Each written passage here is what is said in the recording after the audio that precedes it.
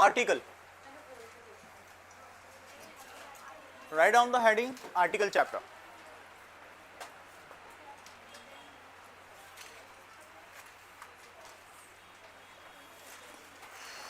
नया चैप्टर है article, basic से समझना, सबको समझ में आएगा, ठीक है, आराम से समझना, ऐसा कुछ नहीं है कि भाई किसी को समझ में आएगा नहीं आएगा, सब आएगा, जहाँ नहीं आएगा वहाँ पूछना, रोक देना कि नहीं आ रहा सर समझ, मैं समझाऊंगा, लेकिन हाँ नहीं बोलना, नहीं आए जब तक हाँ नहीं बोला करो।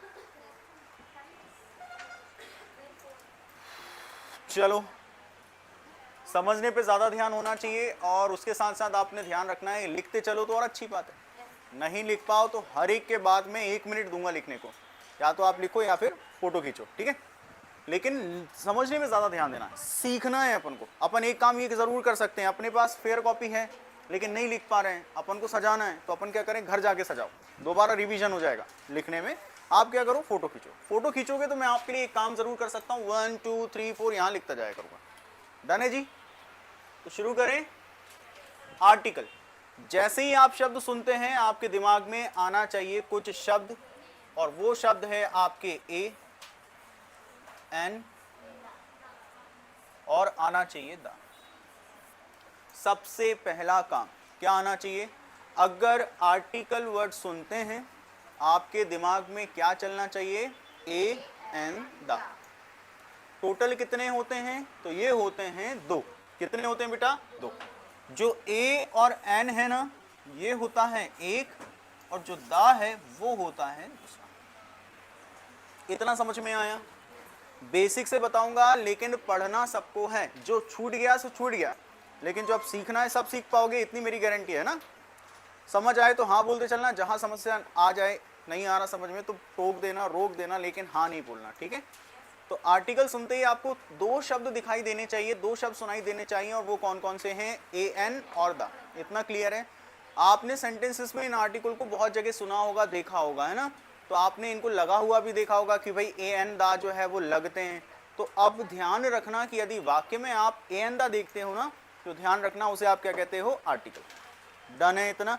यानी आर्टिकल मतलब ए एन द मतलब आर्टिकल। दूसरी चीज, सर ये आर्टिकल लगते कहां है, ये बेसिक है अभी, है ना।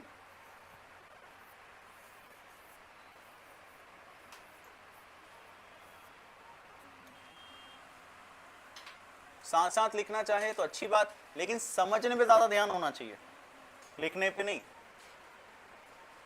देखो आर्टिकल मतलब मैंने आपको बताया ए एन, और इतना क्लियर। दूसरा,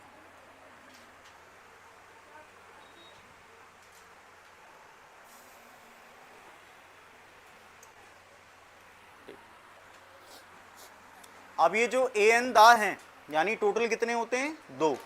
अब जो ये ए एन दा है ना आपके, हमेशा ध्यान रखिएगा ये लगाए कहाँ जाते हैं। तो आपको यदि ए लगाना हो या एन लगाना हो या फिर लगाना हो दा, केवल और केवल किसके पहले लगा सकते हो, नाउन के पहले। ये बात हमेशा ध्यान, नाउन नहीं तो आर्टिकल नहीं, और नाउन के पहले लगाया जाता है किसको, इतना समझ में आ गया। यानी आर्टिकल लगाने के लिए कौन से वर्ड की जरूरत पड़ती है अपन को, नाउन मतलब नाम, आपका मेरा वगैरह वगैरह वगैरह, और भी चीजें हैं, जैसे इस कोचिंग का नाम होना, कोचिंग वर्ड भी एक नाउन है, जैसे मैं बोल रहा हूँ ना कोचिंग, तो ये भी एक नाउन है, ठीक है। तो इतना समझ में आया। दूसरी चीज, एक प्रश्न है, मान लीजिए ए एन द नाउन के अलावा क्या प्रोनाउन के साथ लग सकता है। क्यों मैंने प्रोनाउन को लिखा, प्रोनाउन मैंने इसलिए लिखा क्योंकि जहां जहां नाउन आता है वहां वहां प्रोनाउन आता है।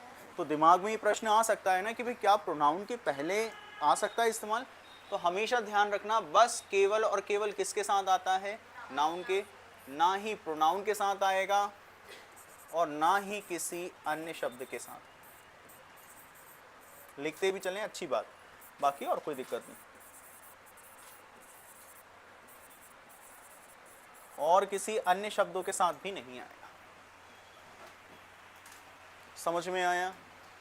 तो ए एन द किसके का साथ आता है? केवल नाउन के तुरंत पहले आता है, बाकी और किसी शब्द के साथ नहीं आता। या तो आप ये कह लीजिए या ये कह लीजिए, ना प्रोनाउन के साथ आता है और ना ही कोई दूसरे शब्दों के साथ आता है। डन है जी। तो किसका होना जरूरी है? नाउन। हो गया। अब उसके आगे एक चीज और समझिए,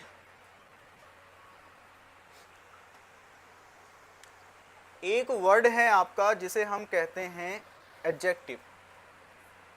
सुना होगा आपने, सुना है एडजेक्टिव के बारे में? भाई एडजेक्टिव को हिंदी में क्या कहते हैं? तो सर इसका हिंदी है विशेषण, है ना? क्या होता है? विशेषण। हिंदी तो सभी को पता है, लेकिन इसका काम क्या है? तो काम से पहले इसका स्थान जान लेते हैं। तो हमेशा ध्यान रखना, ये किसके बारे में बता रहा हूं मैं? एडजेक्टिव के बारे में। किसके बारे में है? एडजेक्टिव। तो एडजेक्टिव को हिंदी में कहते हैं विशेषण। अभी हमने कुछ नहीं जाना, लेकिन एडजेक्टिव को जब कभी भी आपको यूज करना है ना, तो उसको यूज करने के लिए खाली यूज नहीं होता। जैसे आर्टिकल इस्तेमाल होता है ना, जिसको जरूरत किसकी पड़ती है? तो भाई एडजेक्टिव को भी ना किसकी जरूरत पड़ती है? नाउन की। या यूं कह लीजिए, यदि नाउन नहीं आया तो एडजेक्टिव का इस्तेमाल आप नहीं कर सकते। समझ में आया? ठीक। दूसरी चीज ध्यान रखना, अब मैंने आपको ये बात कही है कि सर ये नाउन के पहले एडजेक्टिव आता है और नाउन के पहले आर्टिकल आता है। अब मान लीजिए कि दोनों साथ में आ जाए, क्योंकि नाउन के पहले एडजेक्टिव भी है और नाउन के पहले आर्टिकल भी है। तो सोचने वाली बात यह है कि अगर दोनों साथ में आ जाए तो कौन पहले आएगा नाउन के? एडजेक्टिव या आर्टिकल? तो सीक्वेंस ये होता है, पहले आता है, सबसे पहले आता है आर्टिकल, फिर आता है आपका एडजेक्टिव और फिर आता है। यानी यूं समझ लीजिए, नाउन एक बेस है जिसके तुरंत पहले कौन आएगा और फिर उसके बाद कौन आएगा। ये समझ में आया? क्या सर ऐसा हो सकता है कि जब ये दोनों साथ आ रहे हैं तो ए एन और द बिना नाउन के इस्तेमाल हो पाएगा कि ऐसे एडजेक्टिव के पहले? तो नहीं, क्योंकि साफ साफ क्या कहा गया है? आर्टिकल का इस्तेमाल केवल किसके साथ? बाकी किसी के साथ नहीं। इन शॉर्ट, दूसरी चीज एडजेक्टिव विशेषण, एडजेक्टिव किसके तुरंत पहले इस्तेमाल होता है? क्या एडजेक्टिव किसी और के साथ इस्तेमाल होता है? अब ये दोनों साथ नाउन के तुरंत पहले इस्तेमाल होते हैं। तो सोचने वाली बात है, अगर ये दोनों साथ में आ गए तो क्या होगा? तो भैया नाउन के तुरंत पहले आएगा एडजेक्टिव और उसके पहले आएगा एन। पहली बात ये समझ में आई। दूसरी चीज, तो ऐसा भी तो हो सकता है कि भाई एडजेक्टिव के पहले आर्टिकल आ रहा है, तो हम ये क्यों ना हटा दें? नहीं, तो फिर नहीं आएगा, फिर गलत माना जाएगा। समझ में आई? यानी अगर आप एडजेक्टिव के साथ आर्टिकल लगाना चाहते हैं तो भैया पीछे बेस का होना जरूरी है, यानी नाउन का होना। समझ में आया? इतना टीपो जल्दी से, केवल 1 मिनट है आपके पास। फोटो खींचो टीपो, या फोटो खींचो टीपो, दोनों साथ कर लो।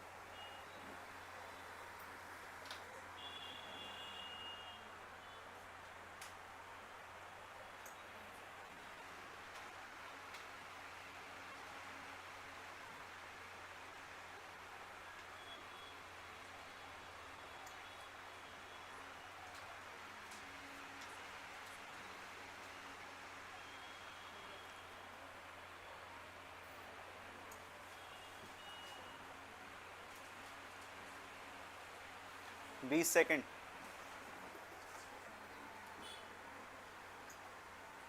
10,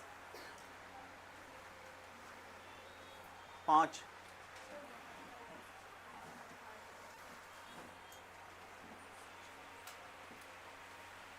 हो गया? चलो अब इधर देखो, शुरू से कहानी समझ लेना। सिर्फ नाउन के साथ लगेगा, किसी के साथ नहीं। इन शॉर्ट बता रहा हूँ, एडजेक्टिव विशेषण ये भी नाउन के साथ लगता है, लेकिन अगर ये दोनों साथ आ जाए तो फिर किसके साथ लगेगा वो मैंने आपको बता दिया। सीक्वेंस क्या होना चाहिए? वो चीज हमेशा ध्यान रखना है ना। चलो अब ये चीज तो समझ में आ गई, लेकिन आर्टिकल का इस्तेमाल मान लो अपन बेसिक ही सीख रहे हैं ना। हेडिंग डालिएगा, लिखिए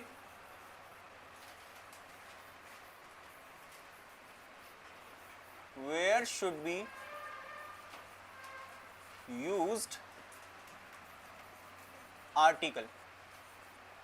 आर्टिकल से मेरा अर्थ है a ऑब्लिक n और the in sentence।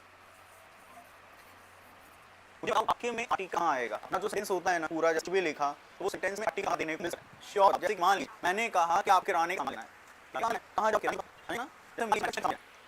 कुछ नहीं जाओगे, जैसे मान लीजिए हार्डवेयर का सामान चाहिए, मटेरियल में इस्तेमाल होते हैं ना, तो आप कहाँ जाओगे? किराने की दुकान, हार्डवेयर दुकान जाओगे। सिविल प्रोग्राम तो ट्रेडर आप क्यों कैसे क्या पता है भाई ये हो गया सिविल वाले के पास हो, किराने वाले के पास। एग्जैक्टली मुझे एक आर्टिकल कहाँ देखने को मिलेगा? तो कहाँ देखने को मिलेगा? तो मुझे जगह चाहिए। एक चीज मुझे ये बताओ, स्ट्रक्चर क्या होता है अपना? लिखना सब आता है, थोड़ा दूर लिखना है, उसके बाद आता है फिर कौन आता है, उसके आता है और दूर जरूरत नहीं है।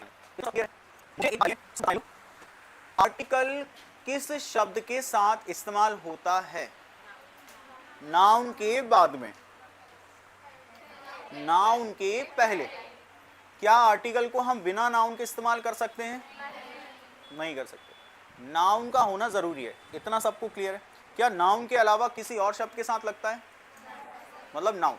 अब मुझे एक चीज बताओ, सेंटेंस में नाउन कहां कहां आता है? एक तो आता है आपके कहां, जिसको नहीं पता वो ध्यान देना। एक तो आता है किस प्लेस पर? सब्जेक्ट की प्लेस पर।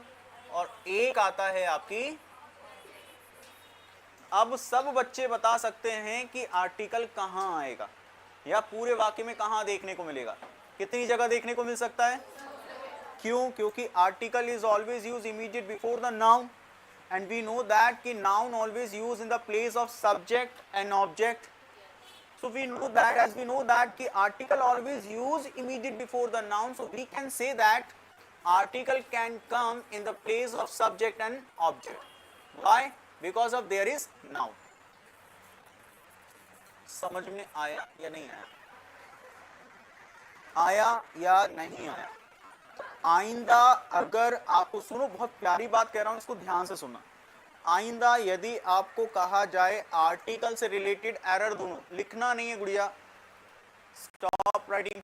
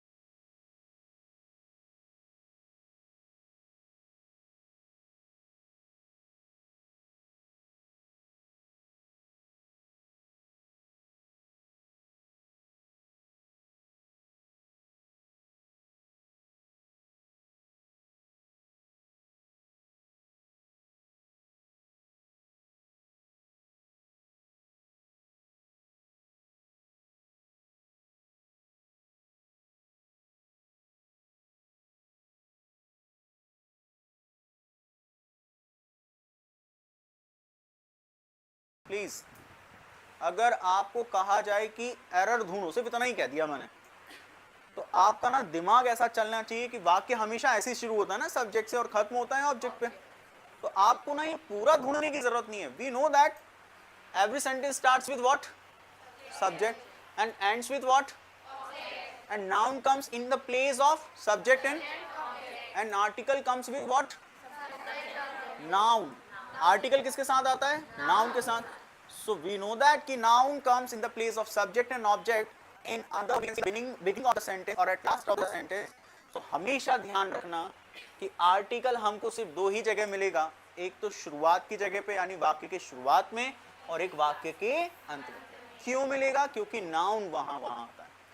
तीसरा प्रश्न, क्या नाउन और कहीं इस्तेमाल होता है? नहीं, नाउन केवल बना सकता है, क्योंकि मैंने कह दिया कुछ भी नहीं करना अपन को। समझ में आई ये बात? अच्छा, अब मानो मैंने कहा ये दिया हुआ प्रश्न, ऐसा मान लो मैंने आपको कोई प्रश्न दिया और मैंने कह दिया कि ये आर्टिकल से रिलेटेड प्रश्न है, इसमें गलती होगी या आर्टिकल से संबंधित, तो इसमें एरर ढूंढो, गलती ढूंढो। अगर आर्टिकल्स हैं तो दिमाग दौड़ाओ। आर्टिकल किसके साथ आता है? नाउन के साथ, यानी आगे या पीछे, तो आगे। नाउन वाक्य में कहां कहां आता है? वाक्य के आगे और वाक्य के पीछे। मतलब हमें समझ में आ गया, पूरा सेंटेंस पढ़ने की जरूरत नहीं है। हमारा जो एरर होगा ना आर्टिकल से संबंधित, वो कहां होगा? या तो आगे या फिर, तो बाकी पूरे पढ़ने की जरूरत, समझ में आ गई ये बात? ठीक, ये लिखना है, लिख लिया?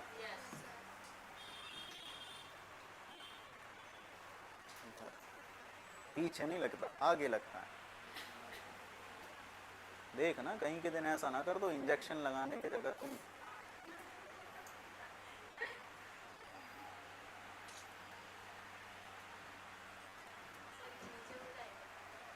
क्या हो जाएगा नीचे? वो नीचे का तो पता नहीं, लेकिन उंगली चली जाएगी मेरी। साइड करना इसको, इसको साइड करना। नहीं आप मत करो, इसको करो बस।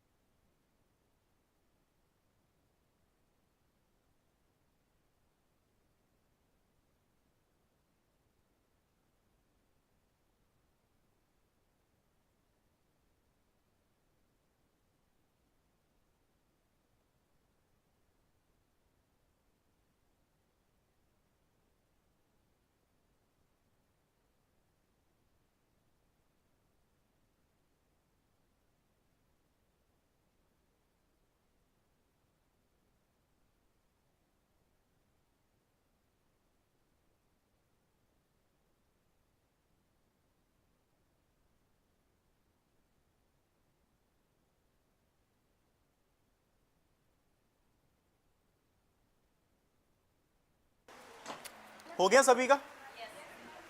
है ना, कहीं कहीं लागते हैं, हमारे यहाँ नहीं लागता। हम लोग जैसे साउथ वाउथ में देखा होगा, मैंने नोटिस किया है साउथ में जो है वो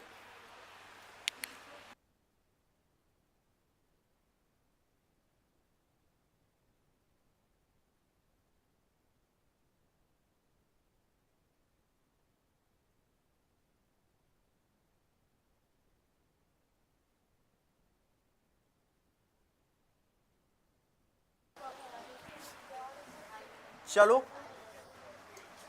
देखो, इसकी जिम्मेदारी मेरी नहीं कि अगर वो गिर जाए, अब वो उसकी फिक्सिंग के ऊपर डिपेंड करता है कि वो ठीक है या नहीं है।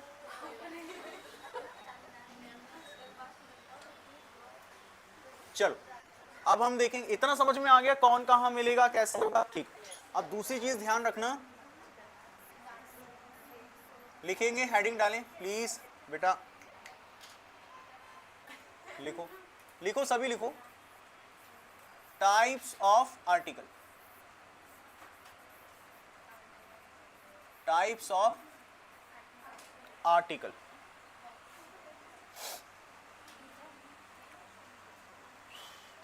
तो अपने आर्टिकल टोटल कितने होते हैं? दो। कितने होते हैं? दो। एक होता है अपना ए और एन, और एक होता है अपना द। ठीक है भाई, जो ए और एन है ना, उसे आप कहते हैं इनडेफिनाइट।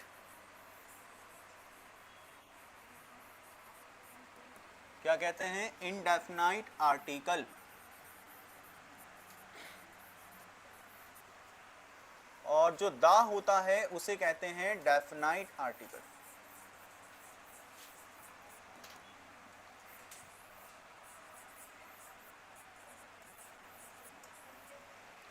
डेफिनाइट आर्टिकल और इनडेफिनाइट आर्टिकल कितने होते हैं भाई? दो प्रकार के होते हैं, एक होता है डेफिनाइट और एक होता है इनडेफिनाइट। क्लियर है सभी को?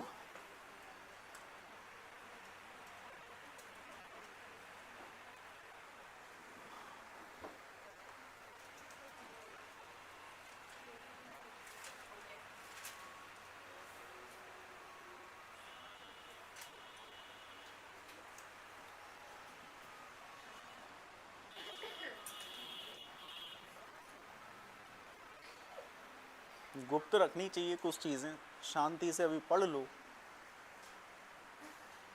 पीछे वाली पढ़ रही थी इसलिए मैं आया। ऐसे टाइप करके फोटो निकलती, मैं फर्स्ट टाइम देख रहा हूँ।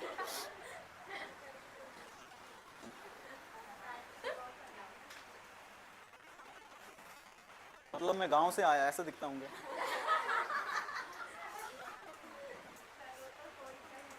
हाँ,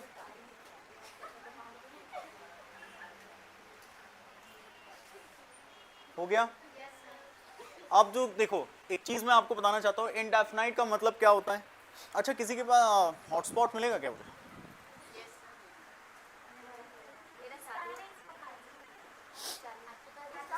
आप लोगों को नेट है? चलो ठीक है, रहने दो फिर। आ गया मेरे पास भी आ गया। देखो, हाँ अब मैं आपको बता रहा हूँ, एक सेकंड रुकना है ना, थैंक यू फॉर दैट। अब देखो, सुनो मेरी बात ध्यान से। मैंने आपको कहा कि किसी के पास हॉटस्पॉट है, मतलब नेट मिल जाएगा, मुझे हॉटस्पॉट है। किसी के पास का मतलब क्या? आपसे कहा, आपसे कहा, आपसे कहा, गुड़िया से कहा, इनसे कहा, इनसे, किसी से नहीं कहा, मैंने रैंडमली कह दिया। इंडेफिनाइट का मतलब होता है अनिश्चित, जिसमें किसी व्यक्ति विशेष के बारे में पता ना चल पाए। तो क्या मैंने आप लोगों से मांगा था? नहीं, मैंने रैंडमली कह दिया, आपने सोचा हम हेल्प कर देते। हाँ या ना? तो जब पता ना हो कि किस व्यक्ति से बोला जा रहा है, उसे कहते हैं इनडेफिनाइट। और डेफिनाइट होता तो मैं कहता गुड़िया आप हॉटस्पॉट हो, तो ये डेफिनाइट। मैं कहता गुड़िया आप दोनों हॉटस्पॉट हो, तो ये डेफिनाइट। मैं कहता हूँ आप तीनों कर दो, तो ये डेफिनाइट। समझ में आ रहा है? डेफिनाइट में ये होता है कि जब हमें उस चीज़ के बारे में पता रहता है कि किसके बारे में बात हो रही है। और इनडेफिनाइट का मतलब होता है उस चीज़ के बारे में हमें पता नहीं है। जैसे मान लीजिए आपने कुछ लोगों को ऐसे कहते हुए सुना होगा ना कि मैं घर छोड़कर जा रहा हूँ या जा रही हूँ। कहाँ? कहीं भी। अब ये कहीं भी कौन सा स्थान है? कहीं भी मतलब कहीं भी जा सकता है ना, हो सकता है कहीं भी जा सकता है, कहने का मतलब कहीं भी जा सकता है ना? तो ये जो कहीं भी शब्द है ये कौन है? पता नहीं चल रहा ना। अब मैंने कह दिया, वो कहता है कि मैं केदारनाथ जा रहा हूं। समझ में आ गया ये चीज? क्लियर है? जब पता चल जाए किसी स्थान के बारे में, व्यक्ति, मैं कहता हूं किसी ने मेरा पर्स चोरी कर लिया, किसने किया पता नहीं, तो इनडेफिनाइट। तो मैं कहता हूं उसने मेरा पर्स चोरी कर लिया। समझ में आया? तो डेफिनाइट में हमें पता होता है, जिसे हम हिंदी में कहते हैं निश्चित, और इनडेफिनाइट का मतलब होता है अनिश्चित। And that was only the example. So मैंने आप लोगों को हॉटस्पॉट मांगा, थैंक यू फॉर दैट। चलो, तो इतनी चीज समझ में आई। अब इसे ए और एन को इनडेफिनाइट कहते क्यों है? सोचने वाली बात है। इनडेफिनाइट का मतलब तो अनिश्चित है, मतलब पक्का ये है, जब ये लगते हैं ना तो ये चीज को अननोन बताते हैं, अनिश्चित बताते हैं, पता नहीं चलता कि किसके बारे में बात हो रही है। जैसे मैंने कह दिया कि किसी ने पर्स चोरी कर लिया, अब किसी ने, एक ने किया, लेकिन किसने किया पता नहीं चल रहा, ऐसे। तो ये हमेशा ध्यान रखना, इसीलिए इनको इनडेफिनाइट कहा जाता है। रीजन क्योंकि इनको लगाने से, जिसके साथ हम लगा रहे हैं, और किसके साथ लगाते हैं? नाउन के साथ। तो ऐसे नाउन के साथ लगाते हैं जिसका हमें पता नहीं रहता। और इसे डेफिनाइट क्यों लगाते हैं? इसे डेफिनाइट यानी निश्चित, हाँ, जिसके जिसके बारे में हमें पता होगा। समझ में आया? ये क्लियर हो गया? चलो, अब हम बात करते हैं ए और एन के बारे में।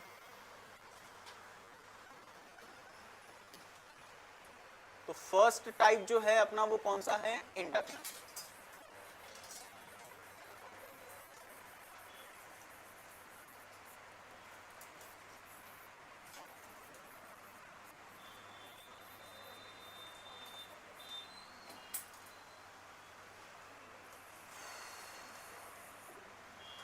पहले ये बताओ, इधर देखो 2 मिनट, लिखना बंद करो प्लीज। मुझे ये बताओ इंडेफिनाइट आर्टिकल कौन से होते हैं? तो ए और एन, ये क्लियर है सभी को? अच्छा मुझे बताओ, इनडेफिनाइट आर्टिकल या आर्टिकल लगते किसके पहले हैं? और किसी शब्द के पहले लगते हैं क्या? ठीक, मतलब ये चीज सही है। अच्छा एडजेक्टिव और आर्टिकल दोनों आ जाए तब लगेंगे क्या?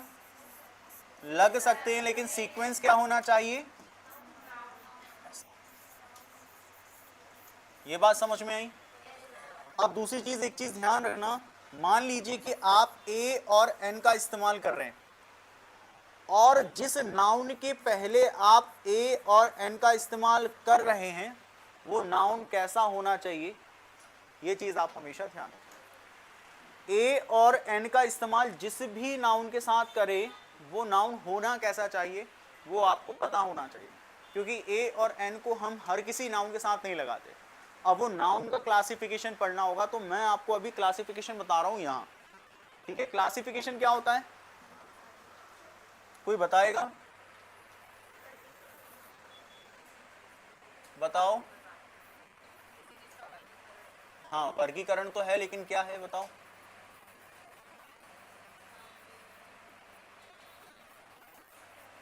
Classification of noun. कितने भागों में वर्गीकरण किया गया? Very good, very nice. एक होता है अपना कौन सा?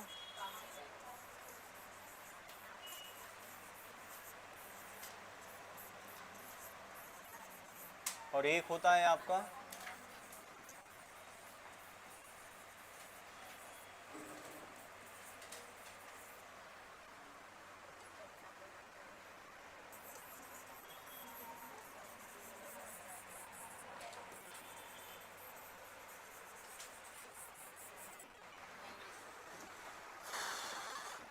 दो मिनट रुको प्लीज, स्टॉप राइटिंग।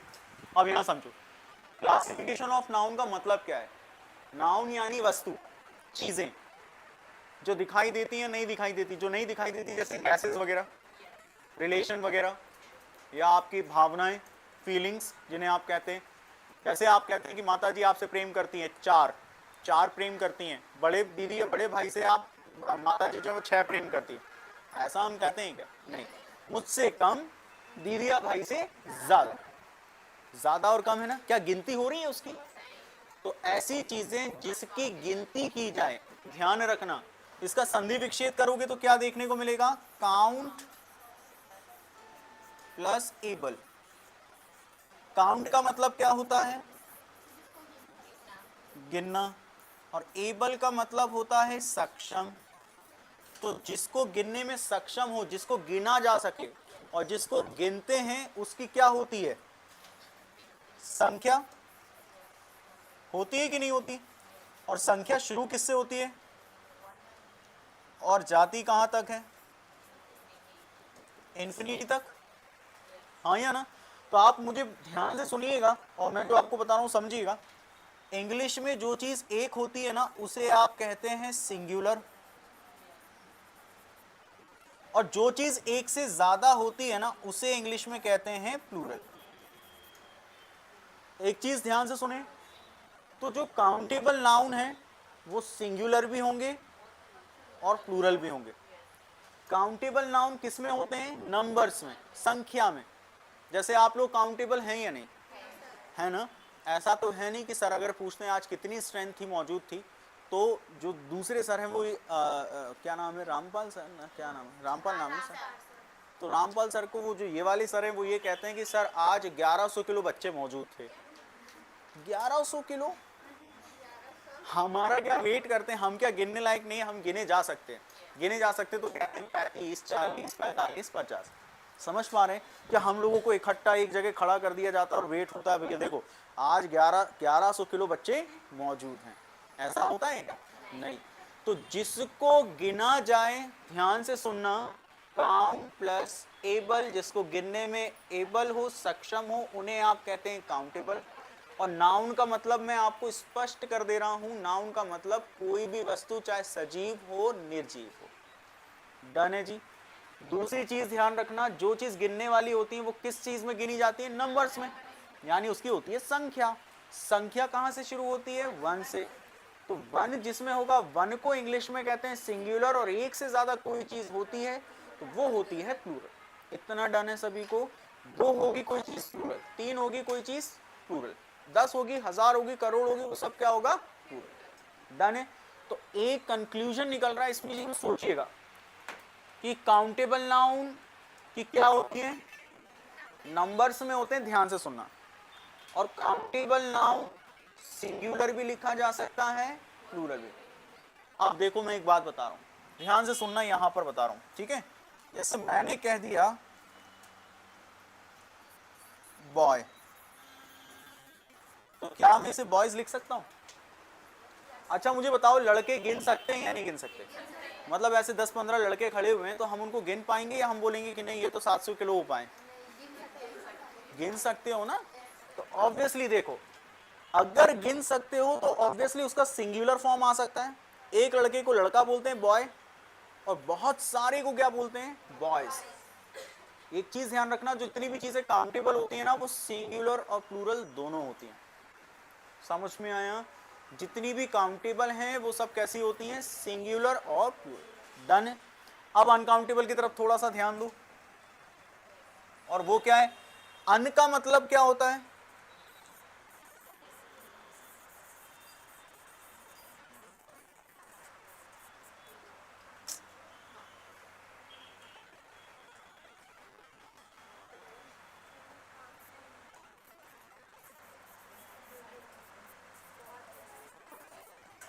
अन का मतलब होता है नहीं,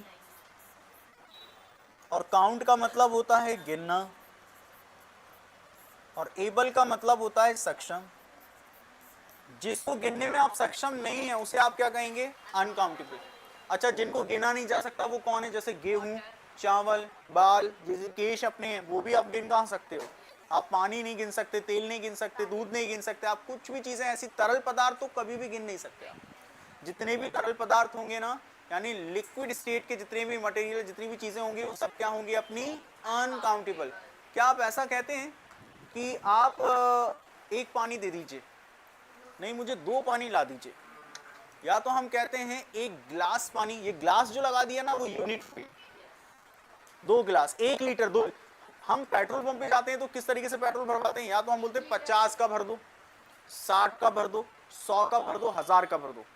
या फिर हम ये कहते हैं कि पेट्रोल एक काम करो, 4 लीटर भर दो, 5 लीटर भर दो, 6 लीटर भर दो, 50 लीटर भर दो, ये चीज होती। लेकिन यूं नहीं कहते कि हम कहते हैं कि 10 पेट्रोल भर दो, क्योंकि उसकी गिनती नहीं हो सकती ना। तो एक चीज ध्यान रखना, जिसकी गिनती ना की जा सके वो क्या होता है? अनकाउंटेबल। और अनकाउंटेबल जिसकी गिनती ना हो तो भाई उसका क्या किया जाएगा? उसका होगा मेजरमेंट। मेजरमेंट का मतलब होता है नाप तौल। समझ में आया? नाप तौल किया जाता है। नाप तौल का मतलब है, मेरे पास मान लीजिए जमीन है, या आपके पिताजी की कोई जमीन है। अब आजकल तो लड़कियां भी हिस्सा लेती हैं, है ना? तो आपकी भले विवाह हो या ना हो, लेकिन फिर भी आप हिस्से के हकदार तो रहते हैं। तो इतना ध्यान दीजिएगा, मान लीजिए आप 2-3 भाई बहन हैं, 3 भाई बहन हैं, उसमें से एक बहन आप हैं, 2 भाई हैं। अब जमीन का बंटवारा, जमीन मान लेते हैं 10 एकड़ है, तो हम 10 एकड़ ना लेकर 10 गिन रहे हैं कि 10 जमीन है। अब ऐसा तो हो नहीं सकता कि हम अगर कहा जाए कि भाई 2 जमीन तुम ले लो, 2 जमीन तुम, 2 जमीन तुम, ऐसा नहीं होता ना। हम यूं कहते हैं, पहली बात तो हमने नापा ही गलत, हमने संख्या में कहना ही नहीं चाहिए था।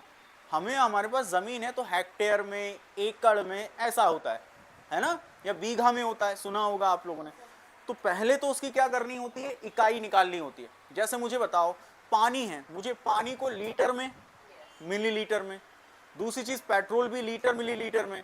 जैसे गेहूं, सब्जी, चावल, ये सब क्या करते हैं आप? किलो के हिसाब से लेते हो। तो हमेशा जो चीज जिसका वजन या दूरी, या आप लिक्विड वगैरह कोई चीजें, उनका वॉल्यूम अगर नापते हो तो उसके लिए क्या चाहिए होता है? मेजरमेंट। और हर एक की अपनी क्या है? इकाई है।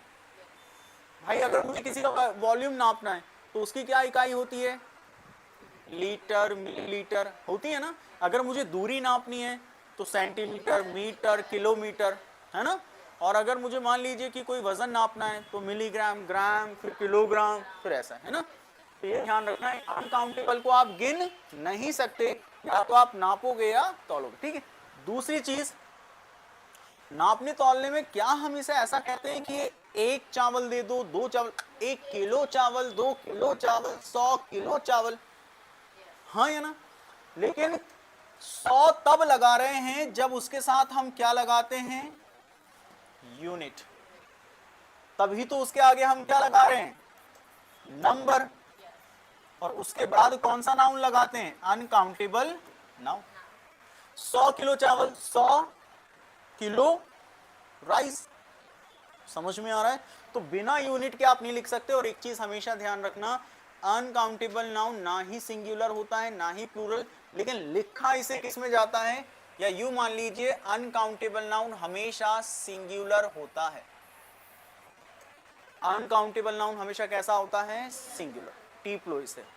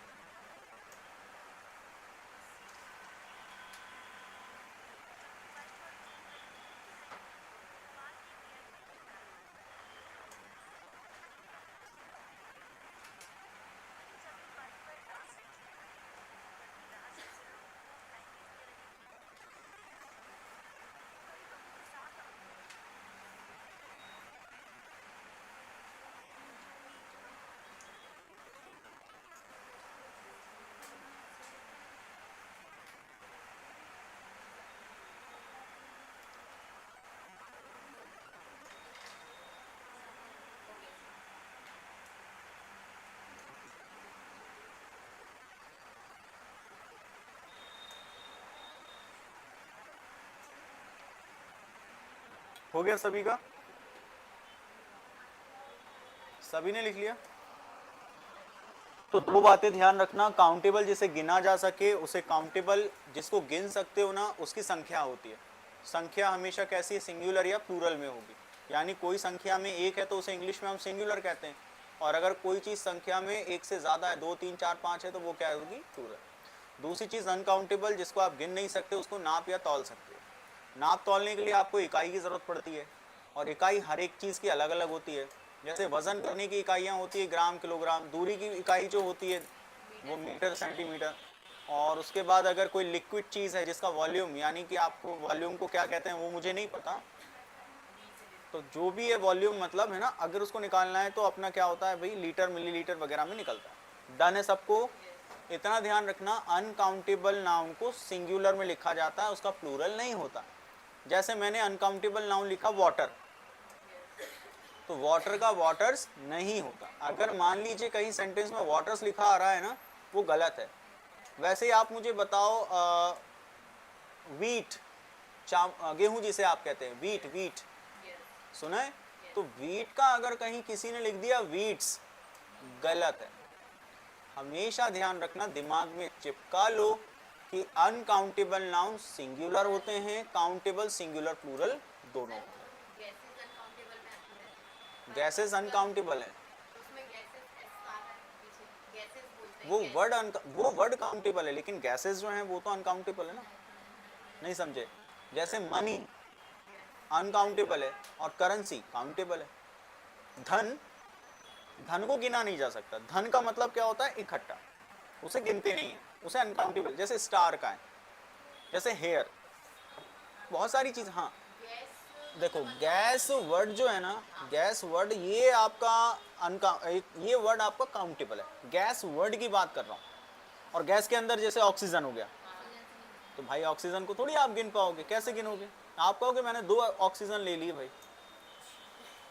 है ना? सीएनजी वगैरह अगर आप लेते हैं तो सीएनजी भी किलो के हिसाब से आती है, आई थिंक।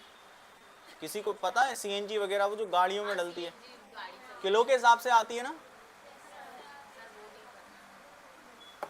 पीएसआई वगैरह होता है, इसका माप जो होता है, प्रेशर समथिंग कुछ होता है। हाँ जी, किलो के हिसाब से। तो किलो अगर आ गया तो इकाई आ गई, मतलब मेजरमेंट हो गया, ठीक है? चलो, तो अभी जो मैं समझा रहा था वो इतना ध्यान रखना। इधर देखो 2 मिनट बस। ए और एन तब लगाना जब नाउन आपका कैसा हो? जब नाउन आपका काउंटेबल हो।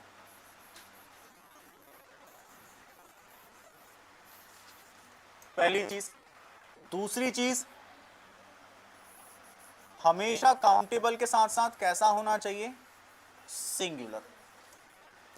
और ए और एन उस व्यक्ति या उस चीज के साथ लगाया जाता है जिसको आप जानते नहीं हो, मतलब अननोन। ये 3 चीज ध्यान रखोगे, क्योंकि काउंटेबल सिंगुलर प्लूरल दोनों होता है, लेकिन प्लूरल के साथ नहीं लगेगा।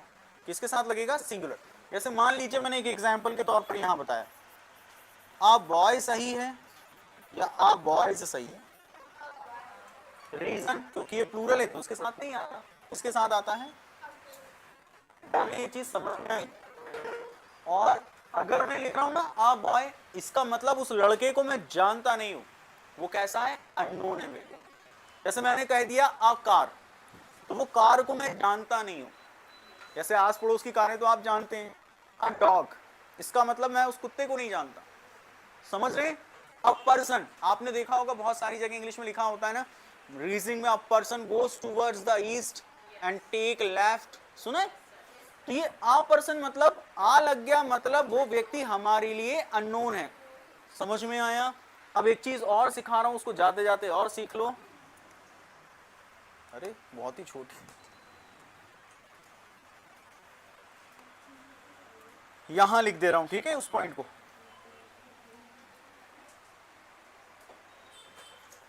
देखो समझो जरा, ए और एन अगर कहीं लिखा हो तो उसके कितने अर्थ होते हैं? 2। 1 मिनट लिखो मत प्लीज, 2 मिनट बैठ। ए और एन कहीं भी लिखा हो, मैथ्स में, रीजनिंग में, इंग्लिश में, कहीं भी, इवन आप इंडिया में हो या युगांडा में, कहीं भी, उससे कोई फर्क नहीं पड़ता। ए के 2 मतलब होते हैं, ए और एन के। यहाँ पार्टी चल रही है, इधर देखो तुम, ढंग से बैठो। ए और एन के 2 मतलब है। एक तो अर्थ होता है उसका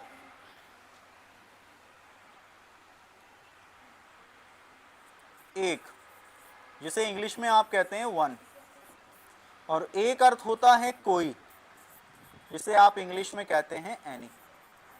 तो अगर मैंने यहां पर लिखा हुआ था ना आ बॉय, तो इसका मतलब क्या है? या तो एक लड़का,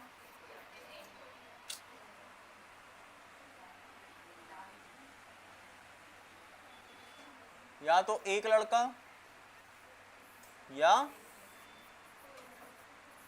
कोई लड़का, एक लड़की नहीं।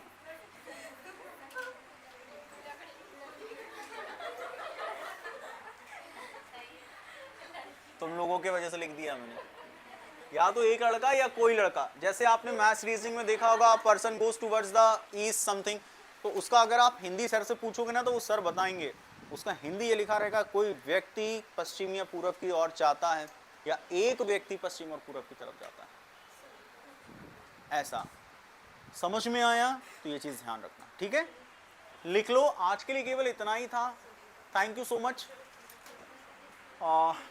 बाकी डाउट वगैरह जो आपने कहा था किसी के हैं बताओ। 3 मिनट है क्योंकि मुझे जल्दी निकलना है इसलिए।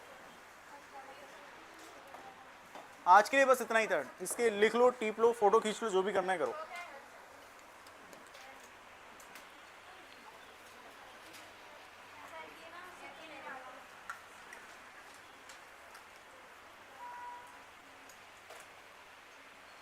बड़ा ही होगा वो।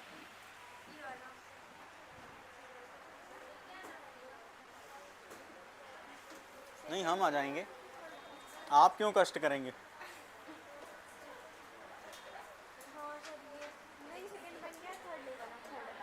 सेकंड हो गया।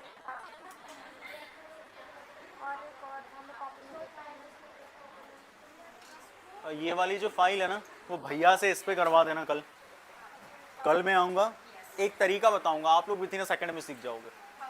क्या काम करोगे आप लोग, जब मैं आऊँगा उससे पहले ही ये वाली फाइल, वो भैया जो बैठते हैं ना, आप लोगों की जिम्मेदारी है ये, है ना, दिस इज़ योर रिस्पॉन्सिबिलिटी। आप ना उस फाइल को इस पर अपलोड करवा देना और वो ओपन करवा के रखना। मैं आऊँगा, 10 मिनट हम उस पर लगाएंगे, एक तरीका बताऊंगा।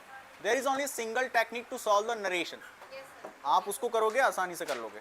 जो भी डाउट होगा फिर वहाँ पूछो, ठीक है। मैं ज़रूर बताऊंगा, जो भी अगर नहीं होगा तब भी मैं बताऊँ। इसी के साथ मुझे दो इजाज़त, अपना ख्याल रखो। Thank you so much for being with me. जय हिंद, जय भारत। सभी को राम राम, शुक्रिया, धन्यवाद।